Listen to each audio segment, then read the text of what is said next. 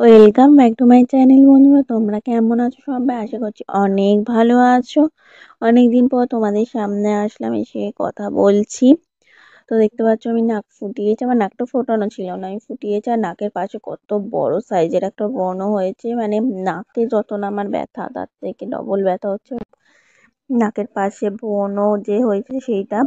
তো তোমরা জানলে কেউ আমায় জানিও যে মানে এর আগেও আমার একটা ব্রণ হয়েছিল।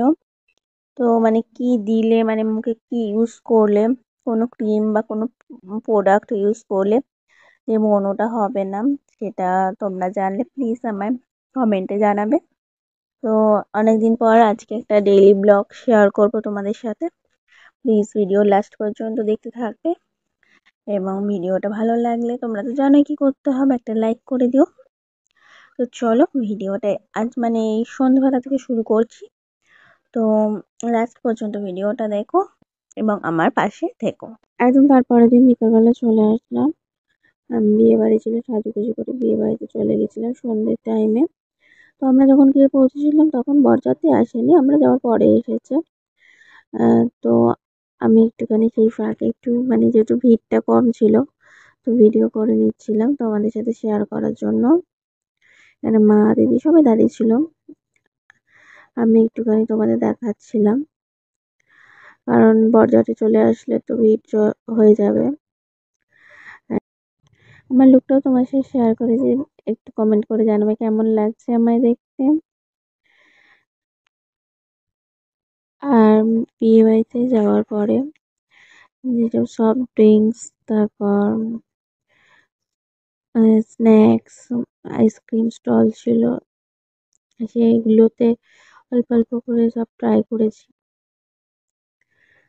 আর আমি এখানে তোমাদের পুরো বিয়ে বাড়িটা ঘুরে দেখাচ্ছিলাম। দিদিও মানে ভিডিও করছিলাম, ও দেখছিল। আর সাজাটা খুবই সুন্দর হয়েছে, এবং মেয়েকে সাজানোটাও ভীষণ সুন্দর হয়েছে। মেয়ের সাথে আমি ছবিও তুলেছি। আর ওর সাথে ওর সামনে গিয়ে ভিডিওটা করা হয়নি, কারণ ওখানটা ভিড় ছিল, মানে সবাই আসছিল, গিফটস দিচ্ছিল, সেই জন্য সামনে গিয়ে ভিডিওটা করা হয়নি। মানে করতে আসলে ভুলে গিয়েছিলাম, আমিও গেছিলাম ওখানে, কিন্তু করতে আসলে মানে একদম মাথা থেকে বেরিয়ে গেছিলাম, ভুলে গিয়েছিলাম। তো ফটোটা অবশ্যই আমি এই ভিডিও শেষে শেয়ার করব, যে ফটোটা তুলেছি। মানে প্রচুর এনজয় করেছি আমাদের এই বছর, মানে 2024 এবং 2025, মানে প্রচুর বিয়ে বাড়ি পড়েছে আমাদের। আর এইখানে সব সফট ড্রিঙ্কসের স্টল ছিল।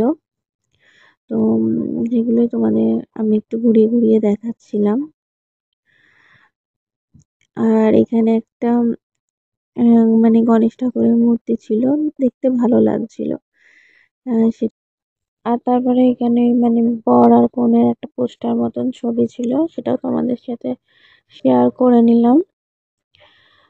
তারপরে এখানে বিয়ের জায়গাটা তোমাদের সাথে শেয়ার করছিলাম, একটু দেখাচ্ছিলাম, বিয়ের জায়গাটা দূর থেকে দেখাচ্ছিলাম। আর তারপরে এখানে একদম এইসব ঘোরা হয়ে গেল, ভিডিও তোলা হয়ে গেল, একদম খাবারের জায়গায় চলে গেছিলাম। মেনু কার্ডটা তোমাদের সাথে শেয়ার করে নিলাম। তো আজকের ব্লগ এতটাই এতটাই তোমাদের সাথে শেয়ার করতে পারলাম।